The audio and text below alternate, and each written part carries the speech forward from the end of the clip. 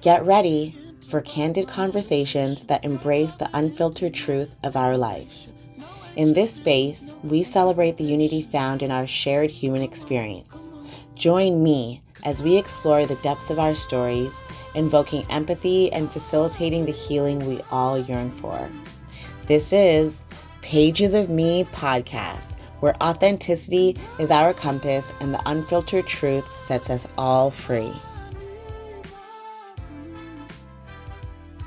Welcome to another episode of Pages of Me podcast. I'm Kezia, and today we have my good friend, Hollywood Jade. He's one of a kind who wears multiple hats, metaphorically and literally, as a choreographer, artistic director, performance coach, and media personality. Please help me welcome Hollywood Jade to Pages of Me podcast. Hi. Hi, thank you for being here. Thank you for having me. I know that you're so super busy doing amazing things in this world, so I'm so grateful for you to take the time out to be here today. No, I think there's things that you definitely need to take time out for, and being able to share and exchange, in particular with people that you trust, is definitely one of those things you take time out for. So I'm glad I could be here. So super grateful. And so today you're going to be sharing a journal excerpt. Mm-hmm. And so kind of what does like journaling and expressing your feelings look like for you? Like what does it look like? Yeah.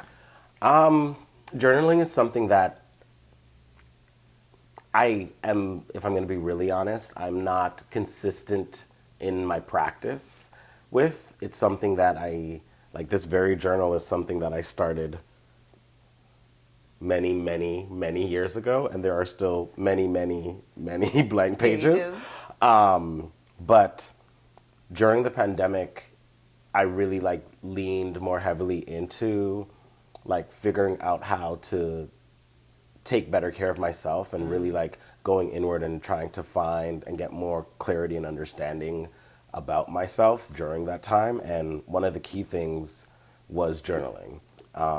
And my journaling practice, actually, when I started this journal, one of my favorite authors is Lynn Harris, and he has this book that's called If This World Were Mine.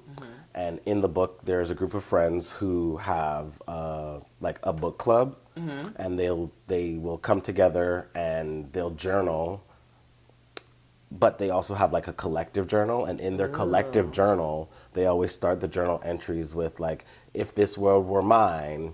Let's say they were talking about skin tone, they'd be our skin colors wouldn't separate us, and what a wonderful world it would be. And they take the line from the Luther Vandross song, If This World Were Mine. Oh, I didn't realize that. So there's so many there's so many layers to it. Why I love it, because I love Luther. I literally just about to say I love Luther Vandross. So it's it resonated with me, and that book is something that I revisit regularly. I gotta check that book out. Yeah, it's really good. It sounds interesting because I'd never heard of a collective journal before, but I think that would be amazing even in reflection. Yes. Yeah, even with our friend group, and it's something that their dynamic, they all went to college or university together, and then as they grew up, they continued their friendship, and I thought, what an interesting and creative way to keep a friend circle united, connected, and they all had differences of opinions because different economic backgrounds, only one of them ended up getting married, so that it's all different ways of living, and having that collective journal is a great way to keep not tabs, but be able to have a written understanding of how your friend processes and sees the world.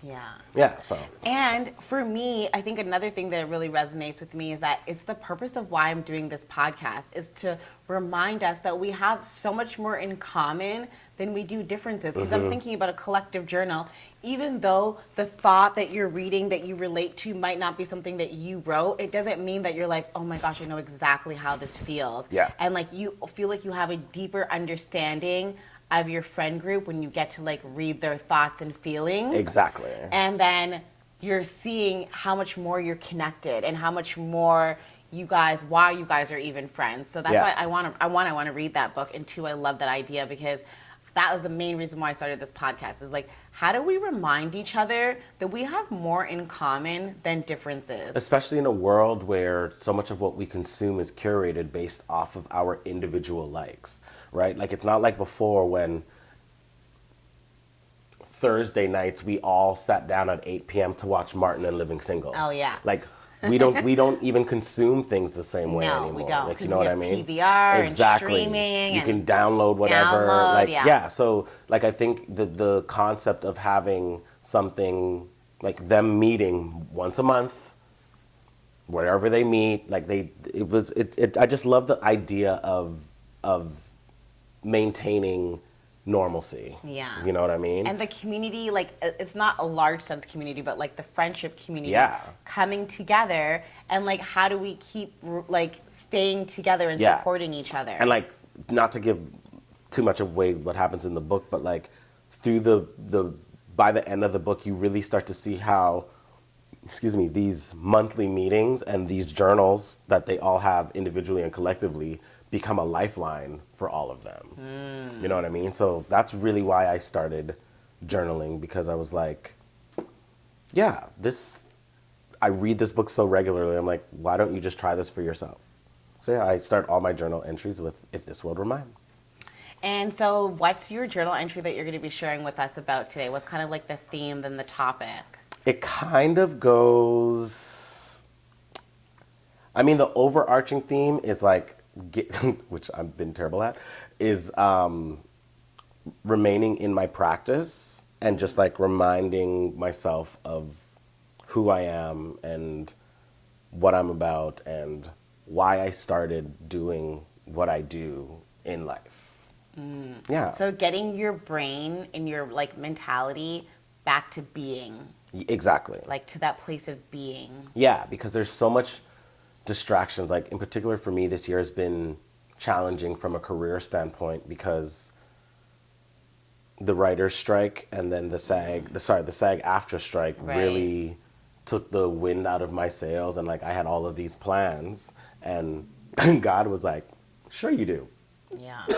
Like saying, like, you make plans, God laughs. Yes, and exactly. And honestly, the writer's strike had so much effect on so many people that I know. Like, it was very hard. And I didn't realize it was going to hit me as hard as it did, just in terms of work, and then by not working, what that was going to do to me mentally and personally. Because through this process, I've been able to realize that I equate so much of my worth based off of the work that I'm producing, So without producing work, I had to figure out and find value within just being me.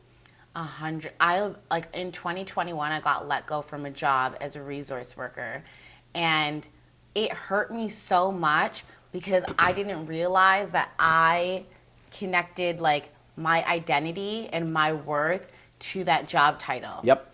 And when it felt like someone had the power to take that away, I'm like, does someone have the power to take who I am and like my being away from me? And I had to really come back and be like, no, like who I am, what I'm being, like this is all internal, everything else, like that's external. Yeah. And just really separating that, because you can kind of feel hopeless and powerless when you feel like your value and your worth is placed in someone else's hands and not in your own. That's quite literally, like, so much of what I do depends on so many external factors that I cannot control.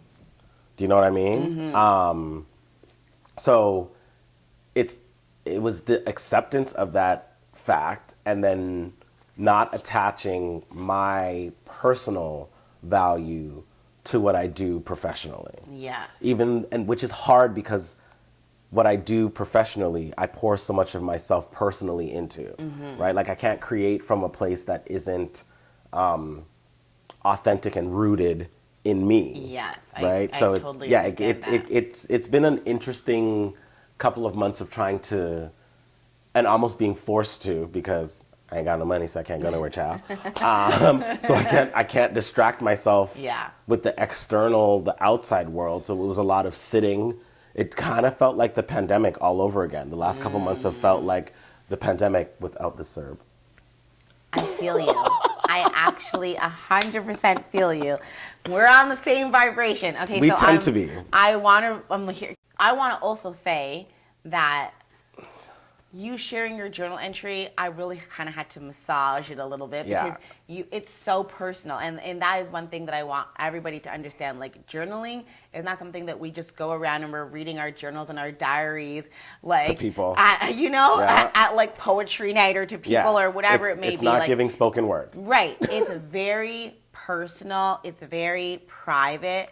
And like the fact that you are, as a public figure, offering to be like vulnerable and share like your personal side of yourself with people so that they can also grow and learn from that. Like, I'm very grateful. Yeah, it did require me to sit with myself for a second and really think, because like I do share a lot of myself with the world, and this is one of the few places where I don't.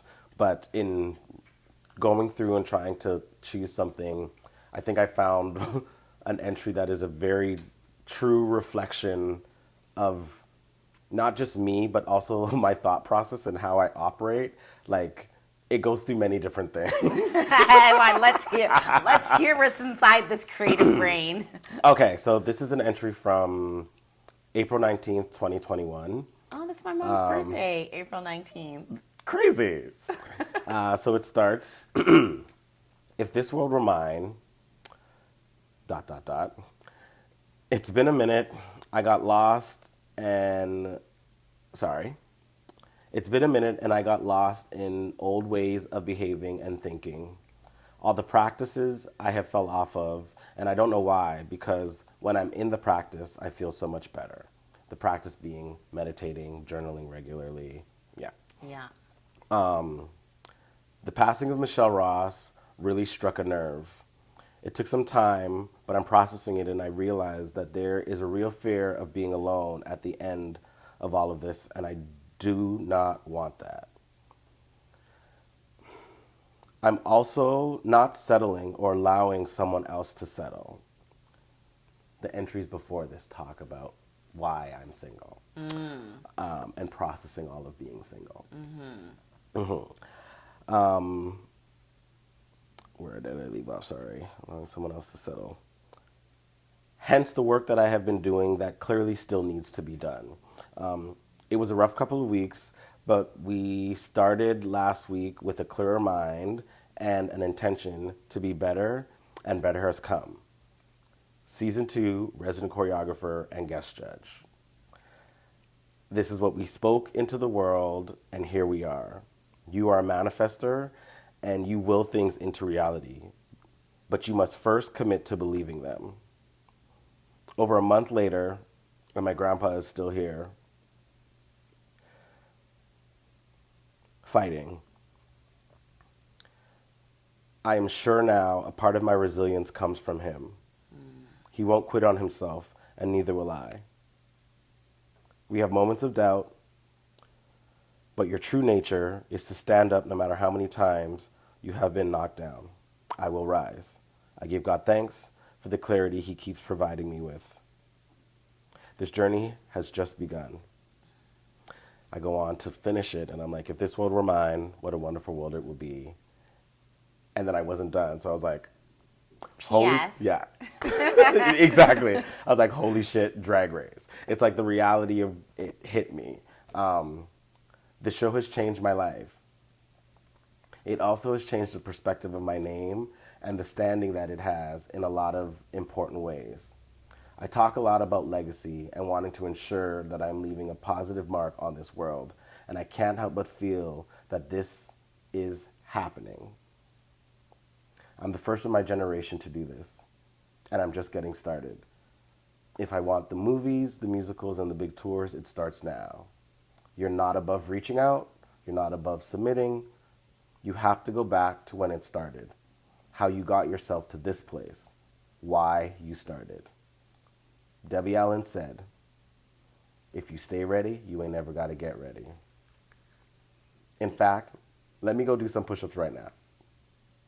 Pow, done. That's how you ended it? I literally Wow. stopped writing, went and did some push-ups, and then came back to finish. Love. Told you, this is a very It's like true. real. It's real time. Yeah. Yeah. It's this constant state of being ready I want to remain in. Countless lives change. This is bigger than me. This is for all who dream, those who don't give up on themselves, and for those who are brave enough to stand in their truth for longer than it was popular to. If this world were mine, this new chapter would be...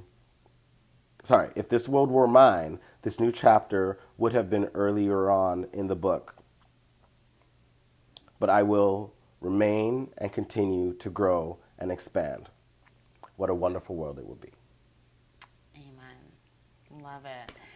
And I think the All over the most place. important, you signed your name at the end? Always. Hollywood out. Yeah. Love it. So that if someone ever gets a hold of these journals after, they're getting snippets into your mind that's part of your upcoming memoirs. Listen, I've been told more times than I can count now on my hands that I need to write a book, and it's on the list of things to at bare minimum get the ball rolling for next year. No, because your words are so powerful. Because I'm sure there are so many people that are going to be looking up to you, watching Canada's Drag Race, and being like, I want to do that. Yeah. I want to be like this. I want to be this person. And I loved how you had to humble yourself and say, you're not too big to reach out. You're not too big because of to submit. To submit, to surrender. Mm-hmm. And I think that that's such an important message, because so many people that we call celebrities and stars, when people ask them, how did you get here? How did you find, I surrendered. Yeah. I surrendered to my gift. I surrendered to my being. I surrendered to, the flow of life. And then that's how they were able to, get that celebrity, star status. For sure. I think a lot of us, not even just celebrities, but a lot of us as human beings, we have had barriers put up in front of us that subconsciously or consciously we have added to, and now there's just this thick wall that is quite literally hindering us from living our authentic experience. I think about being a kid, and I talked about it on this other podcast that I did recently, Amplify, and the summer of whatever year it was when I was 10 or 11, mm-hmm. It was fine that I was playing house and I wanted to be the girl and I had the t-shirt on my head. But by that September, all of a sudden, you're not supposed to do that. Why are you acting this way? And I'm I was so confused because mm-hmm. I'm up until this point, it was fine. But why now is it not okay? Yeah. So wall barrier put up. Yeah. And then people just kept supporting these narratives. So I'm grateful that, at least for me with my sexuality and my being, I've torn a lot of those down. But personally, for me, there's still a lot of things that I need to overcome, I feel, in order to live my full expression of myself. And that's why I think some of the things that I desire for my career haven't happened yet, because there's still more internal work that I need to do to be able to walk into it with God's full blessing and His full grace on me, so that no weapon formed against you. Come on. And I think that one thing that, just to add to that, is, one, you are deserving of everything that you've asked for.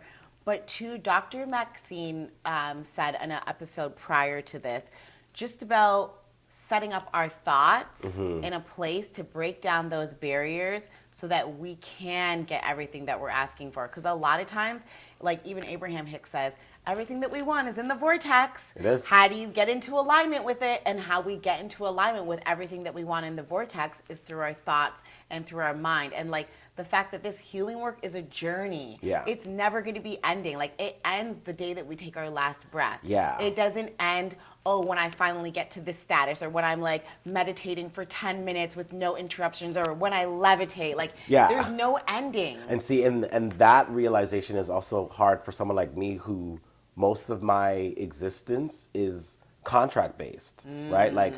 I did the movie Hairspray for 6 months. Last shoot day, everybody went home.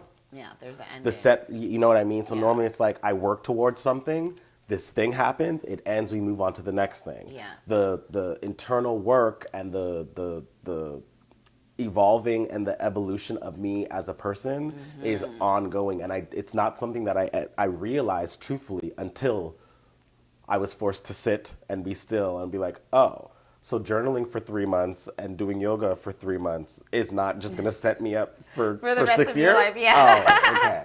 Got it. I have to keep journaling and I have to keep doing yoga because this lower back. Doing the work. Yeah. Because, you know, Dr. Maxine said, she was like, just like how we think about drinking water every day and eating every day, this is the kind of self-work that we have to pour into ourselves. Like, if we don't skip a day of eating, don't skip a day of pouring into yourself. Incredible. Don't skip a day of that self-care and that self-love. Like, we have to continually be extending. And then when we're in a place to fill someone else's cup, because maybe they're not on that vibration, we have that capacity too. Yeah. And then when we are feeling a little low, because we've built up that positive people around us, they can pour into our cup, because it's going to be a lifelong journey. And that's why we're here in community. Yeah. We need each other. And back to the book, If This Were Mine, like realizing like they were college friends who, for whatever reason, knew that they needed each other. Like, Source, Universe, God brought them all back into each other's lives. Connection. So then when everything started going in the directions that it goes for everybody, you had a safe space to return to. Yes. You know, and I don't know if a lot of people have safe spaces because we all live such individual lives now. Like, the whole concept of a child being raised by a village doesn't really exist anymore. 100%. You know what I mean? It's all very individual, and like, so it's yeah. Yeah, I heard that on a radio show the other day. They said, if you ever try to raise a child in like this modern day in a village, some parent would be like, don't talk to my child like that, don't whatever, Right. you know, like, or I identify, and it's like, we believe this, and it's like, it's not like that sense of we're all here to uplift each other. Yeah. We're all having this like, we're focusing more on the differences than on the commonalities. Yeah. Like, I'm Christian, you're, Muslim, or I'm this and you're this, and it's not realizing like we're both humans. We both need food. We both need water. We both need air. And if you want to bring that into it, the reality is that we all believe in something greater than ourselves. Yes. Whatever that is for Whatever you, let that serve you. Yes. And cool. Yes. You know what I mean? Like, it's I don't know. It's respect to that. Like, respect period. and giving respect to individuals' mindsets and perspectives, but then also understanding that as a collective that we are here for a reason. Like, I always say to people, God did not put 7 billion people on a planet for us to be like, I'm going to live all by myself. Yeah. If you were going to live all by yourself, there would be 7 billion planets for us to all live individually live on. Yeah. Right. But the fact that we're all forced here on one planet, 7 billion of us, it is a great reminder that we are meant to live in community, that we are meant to be working together, and that we are stronger together, because I can learn from you, you can learn from me, you can teach me things that I don't know, you can do things I'm not good at, and you do things that I'm not good at. And but collectively we can do both of our things well together and elevate together. Yes. But yeah, it's a weird time, and I'm grateful that I have people in my life and outlets and resources that help me realize that we're all in this together. Yeah, but you're doing the work, and I think that that's what's so important, because as you keep doing the work, they say when you heal yourself, you heal the collective. Because we can't be going out there trying to tell other people what to do, and we're not got it together in our own lives, right? Yeah. So the fact that you're doing the work, and then other people are like seeing it and also like feeling it in their interactions with you, when we heal ourselves, we automatically heal the collective. And I can see that just in knowing you over the years and seeing you like evolve as a person. Yeah. Like, people are drawn to you more now than before, because you just have like this light and happiness about you. Like, you're not heavy to be around. Yeah. And that took a lot of self analyzation and realizing that I wasn't living in my authentic truth. And that's a weird thing to say, because like that version of me was necessary for that time, for my survival. But I needed to let go of that version of myself because I've survived through what I had put that armor on for. Yes. Right? And like, I don't want to spend my life trying to survive. No. And I truthfully believe we those of us who have done the work and are continuing to do the work have transitioned into the beginning stages of thriving.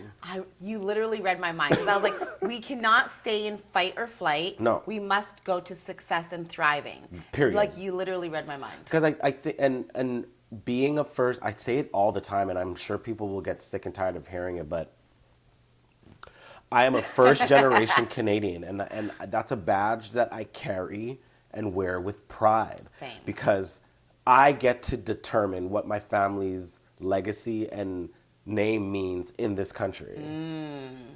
Right? I never thought about it that way. And my grandma and my mom and my aunts and my uncles, when they came here, they came to a place that they didn't know. They had to figure out the lay of the land.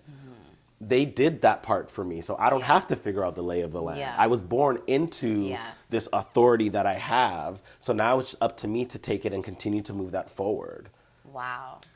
That is, for me, mind-blowing, because I'm a first-generation Canadian as well. And, like, yeah, my grandparents came here to navigate and brought my parents, but my parents were not born here. Right. But I never thought about it, because now that I'm creating this legacy, now for my son, what kind of legacy is he going to have, like, as a second generation? Because, like, I'm definitely walking in my 30. Like, I walk in my privilege, like, as much as I can. Yes. As much as I can. And I'm thinking about now as, like, the second generation, like, the doors that they can open and the things that they can do, it's going to be even better. And that's how it's supposed to be, like, every generation. And, like, I think about even, like, generational wealth. Somebody had to start that. Yeah. You know, I think about all these wealthy families who own all this property, and, like, the families that invested in Hollywood way back in the 30s. Like, they did this to set themselves up for success, and subsequently set their children and their grandchildren and their great-grandchildren up for success. As annoying as the Kardashians are, that family lineage, I don't think in our time we've seen another family build and create generational wealth like I imagine it would have been for, like, Walt Disney. Yeah, like, we haven't seen that. Right. No, but also I think the good thing to remember, because you talked about your grandparents, is that, like, my grandparents, both of my grandparents, grew up dirt poor. Like, lived in shacks, had no running water. My grandpa said, like, they had to eat from the land. Like, his parents didn't work, so they had to eat from the land. Then his mom died when he was really young, when he was 10. Oh, wow. And so when he came to Canada and owns 2 houses, buys cars cash, and like that was him changing his lifestyle completely for our family and for our legacy. I've never had to be eating from a tree or have no food or have no running water. I've never. So, like, I see that our grandparents even changed our legacy, and then we can see that what we're going to do for our kids, because even for my son, the way that we talk about sexuality and relationships in our home is completely different than the past generations and my parents or my grandparents. Yeah, I talk about my grandpa, who was sick at the time in my journal entry. He passed away almost a month later. But, like, Rest in peace to your grandpa. Thank you. It's my dad's father. It was great to get the time to sit and talk with him, and, like, have all these voice notes of him telling me his story. And I didn't realize, like, I'm sitting here talking to him, and he's like, yeah, at 37, I hated the politics of Guyana, and he's like, I had to get out. So at 37, he just packed up and moved to Canada. And I'm sitting here at 37 talking to this man and being like, I couldn't imagine packing up my life and just going someplace completely foreign. And I think one of the things that people need to know and understand about how courageous these people were. It's not like now where I can Google and be like, I want to go live in Istanbul. Yes, like, you know what I mean? Seriously, I look up the reviews and, like, look everything up and go to community chat groups, and it's so different. It's not like that at all. Yeah. Like, and they literally, like, packed a suitcase and got on a plane. And my grandpa got on a boat. See? Not even a plane. I don't even know if it was I think he got on a plane. Yeah, and like moved here and like worked his butt off, Yes. bought a house, Yes. brought his kids here, Yes. and so like for me, like I don't take any of that stuff for granted. No. Like sitting and talking with my grandma and hearing her story and her being like, yeah, she moved, got on a plane, and missed her connecting flight because she was going to Montreal actually, and then got to Montreal and like didn't know what to do when she got to the That's airport. where my grandparents went, Montreal. I think a lot of new immigrants, because of Pierre Trudeau, a lot of them came to Montreal, like a lot of the Caribbean. Now imagine moving from Jamaica to Montreal where you don't even speak the language. Yeah, where my grandpa speaks French. He's Creole. All right, well, Veronica Brown Did not speak French. none yeah, of the French, so that honey. was hard. So she was to navigate. Yeah, because that's like me moving to another country and like let's say like Spain or something. I Right. don't speak Spanish. All the signs will be in Spanish. Yes. I wouldn't know. And you've never been on an airplane. Never It's not been, like yeah. it wasn't like they were sitting at home watching planes on TV. Yeah. Like it wasn't like that. Nope. You know what I mean? So I don't take any of it for granted, and I'm grateful for the time and getting to hear his story because it just lit another fire inside of me to just keep going because I don't have any children yet. And truthfully, I don't think I want any more child. The world is in a state of disarray and like. But also, there's children out there that you can be father-like figure, mother-like, And nurturing. I am to a lot of people, I mean? and particularly within the queer community. Like I know there's a lot of people who, so They like need the parent because their Yeah. parents are like judgmental, homophobic, whatever. Yeah. They need that parental like love. or they don't have them. Yeah. Like I have a drag daughter, and like she doesn't have any of her parents. And so like navigating that as adults and helping her let go of the trauma that was projected onto her from from a parental figure Yes. and not attaching those ways of thinking and feeling toward it's a lot of work. A lot of unlearning. A lot of unlearning. You know, unlearning. I said, oh, that is like such a turn on. Yeah. Because anytime you hear people speak about the unlearning, you hear them like releasing these old ideologies Right. and philosophies that do not apply to their life. It does not reflect how they feel and who they are as a person. And I love that because I think it's so important that there's a lot of information put onto us that that doesn't necessarily need to be there, and that we do have to release it, unlearn it, and fill that void with something else. And realizing that they were doing the best they could with what they had. Yes. Who was it? Maya Angelou? Do the best that you can with what you got. No, when you know better. Who says? When you know better, you do better. When you know better, you do better. Yeah. Do the best that you can until you know better. When you know better, you do better. better. Something Yeah. like that. And like and it even for me it was a lot of forgiving my family, and even with regards to my sexuality. It was like a lot of releasing and forgiving them because they only knew it based off of what they had seen or heard externally, because internally they've never known anyone who was queer. Like Yeah. everybody. If that's not your lived experience, then you're just going to be, as you said, believing what everyone else says it Yeah. is. And- It's this, it's this, it's this. And it's not talked enough about because they like the government and people have really tried to like sweep their ignorance under the rug. But like a lot of the information surrounding the queer experience, in particular the Black or person of color experience, was rooted in you're gonna die, because that's who was the AIDS epidemic affected yeah. the most, Yeah. right? So like imagine if you're hearing gay, AIDS, Yeah. death, and then your 18-year-old grandson is out here displaying all of that these. he's gay, he's coming yes, out. exactly. Yeah, you're going to associate it to death. Exactly. So it was a lot of like, even for them, unlearning. And so, you just got to like give grace where you can give grace. Yes. Set healthy So boundaries for important, yourself. the grace. But be flexible and be willing to learn, and like sit and have the uncomfortable but necessary conversations.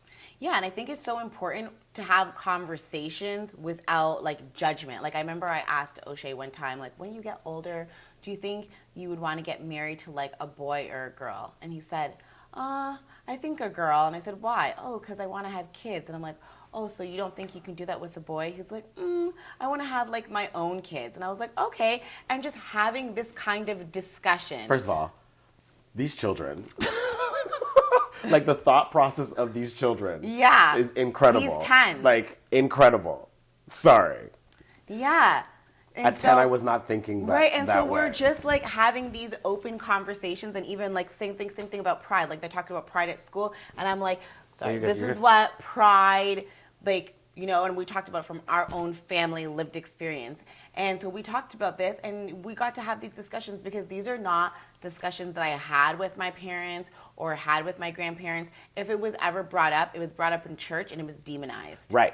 And it was never a conversation about being and humanity, who we are as a person, and even just remembering like the one commandment is to love. Yeah. And sometimes I felt like that got lost in people's beliefs and rules and regulations and all this kind of love, like the people true choosing the message parts of of the Bible that apply to whatever rhetoric they were spewing in that moment. Yeah.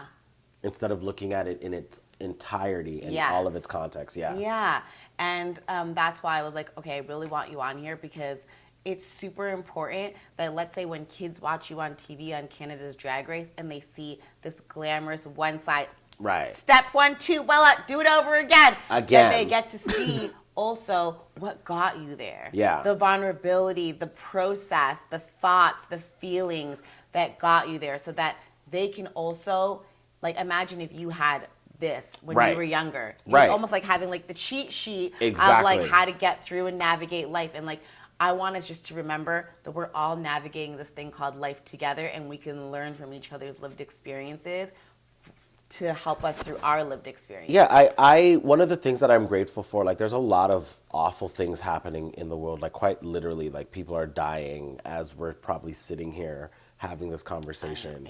But one of the things I'm grateful for with the social media platforms and us being able to produce the content that we want to produce is you're starting the people in the industry are removing the facade that everything is great, and they're sharing their truths and they're telling the realities of what really happened to them. You know, right now everyone's on Jada's case about blah blah blah blah blah, and now people are going after Britney over blah blah blah blah blah. Right, but I'm right. But these women were never allowed to speak their truth.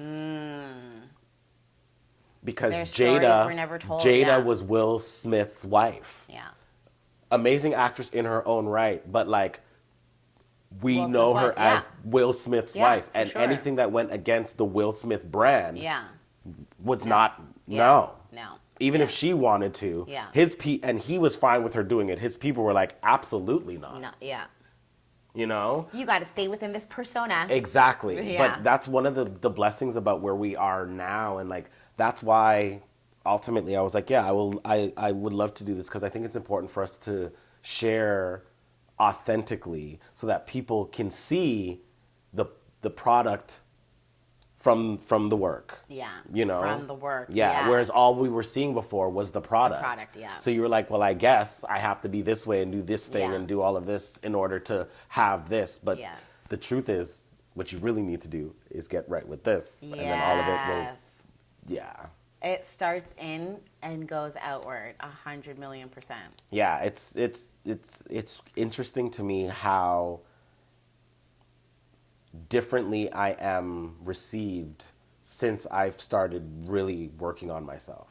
Like it's very interesting to see the stark difference in, and I mean, I think I've told this story before, but like even my dry cleaner, I've gone to the same dry cleaner for almost a decade, and I walked in one day and she's like, how can I help you? And she's going through and she's like, what's your name? I'm like, Hollywood. And she looked up at me and she's like, you look different. I was thinking that you do look different.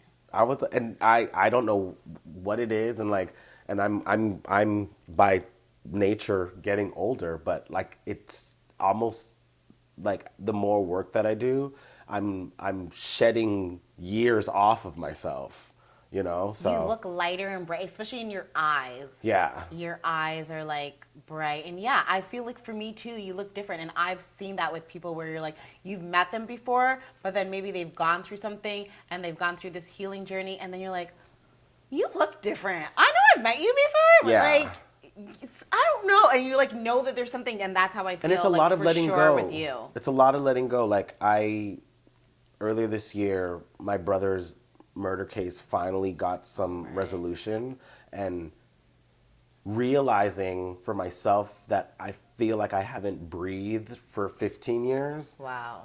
is a crazy thought. Like And it's even that 15 years for it to come to, like, that's such a heavy burden for sure. It's like a combination of losing my first brother and then my baby brother, and finally getting justice for at least one of them and getting answers for one of them was like a huge release of all of it.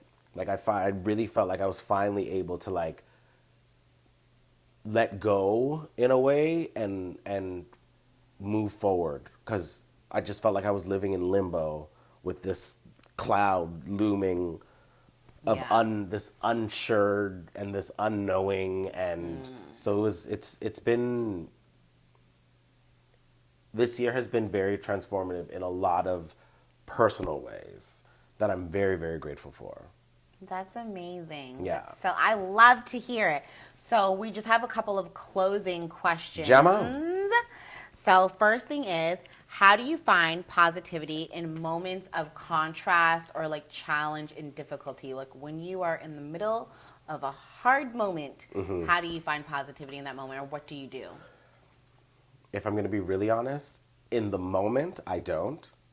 I allow myself to feel it and be in it. And then once I can actually remove myself from it and I have time for myself, I process, okay, why did this thing affect me and trigger me in this way? And I very rarely get triggered by the same thing twice. That's healing then. Yeah. Love that. Because part of it is, but I know like I was brought to this for a reason. And in the past, I would avoid it. I would just be like, okay, put on your favorite song, go get a drink, call the boy, distract yourself from it. Yeah. So now what I do is I will allow myself to sit in it, and I usually give myself a time frame. Be like, okay, you have a day to sit in here and wallow. I will, all the dark curtains, and I won't leave the room. And then by the next morning, I'm like, okay, you have to get up and you have to process this, and you have to assess why you were brought to this moment so that you can do the work, so that you can continue to elevate. I think a lot of us get stuck with distractions, so we keep living in this loop because we're not assessing why we're in this loop. Yeah, the repetitive cycles that are not beneficial to us. Yeah. And I think that it's so And important. are keeping us stuck. Yeah, you said that I don't get triggered by the same thing more than once. And I think that because triggers is such a trending term right now. And for me, what triggers show me personally, I don't know for anybody else, but it shows me areas where I need to heal and that I need to work on. And that like maybe this wound isn't as healed as I thought it was. Maybe there's still some tenderness there and it needs some physio, some work, right? Yes. And the fact that you said that I don't get triggered more than once, I think that, it's an indicator even for you that, hey, I need healing in this area, because if I didn't, I wouldn't be triggered. Right. Triggered equals, what did someone say?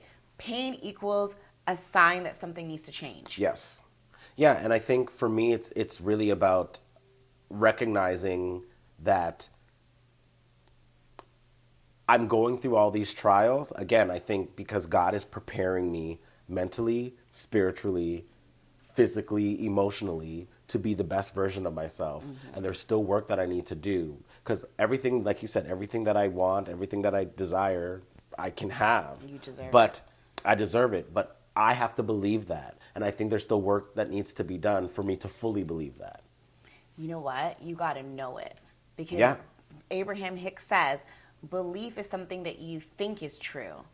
But if you know that it's true, you know that you deserve it, it takes you from belief to really like faith and manifestation. Yeah. Yeah. Like, I see that in you. Okay, so is there any sayings or quotes or phrase that hold special meaning for you or that you say often? The first thing that pops into my mind is everything happens for a reason. And I think the first time it stuck with me, it was a Zane song that they have called Everything Happens for a Reason.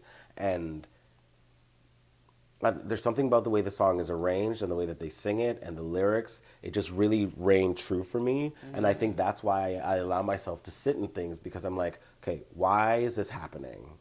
What do you need to learn from this in order to not have this happen again?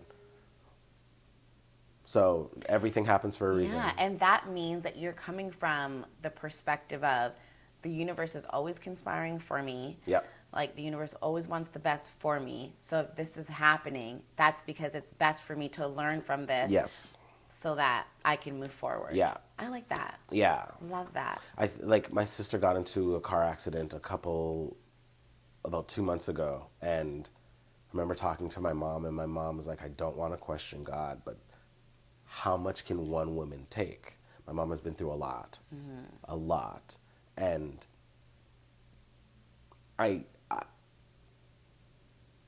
don't know for certain, but I feel like my sister's accident was a reminder for us to double down on loving and being present for each other. You know, that's the for me, that's what I took from that experience. I was like, you can be a better brother, you can be a better uncle, you can be a better son, because we are not guaranteed anything. We're not. We're really not.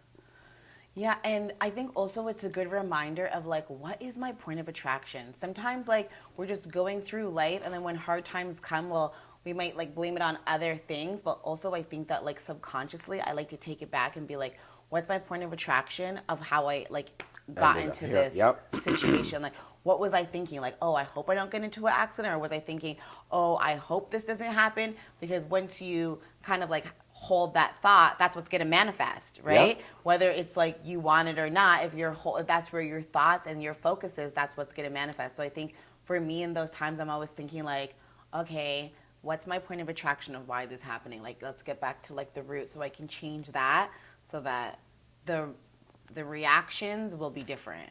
Yeah, 1,000%. So last question, 2 things that you were grateful for today. 2 things I am grateful for. One thing for sure is I'm very, very grateful for my mother. Like, I know everybody feels this way about their mom, and as they should, but like Lorraine is honestly a God heaven sent blessing, and I would not be the person that I am if I didn't have her. Like, and there's not a doubt in my mind surrounding that. And another thing that I'm really, really grateful for is my like never wavering faith in myself. I have been through and survived way more than most people will ever probably have to in my 39 years of living thus far. And I know there will be more trials and more things in the future, but I know that I am being equipped with everything that I need to overcome any obstacle that comes in my way. Amen. And from different family members having addictions to things to all of it, like it's all, there's been so many things that could have gone left, but something has kept me going right, you know? And I want to say one more thing. Yeah. My discernment. I'm very, very grateful for my discernment. Like, if my spirit says no, It's a no. it's a no. I feel you. And anytime I go against my discernment, terrible things happen.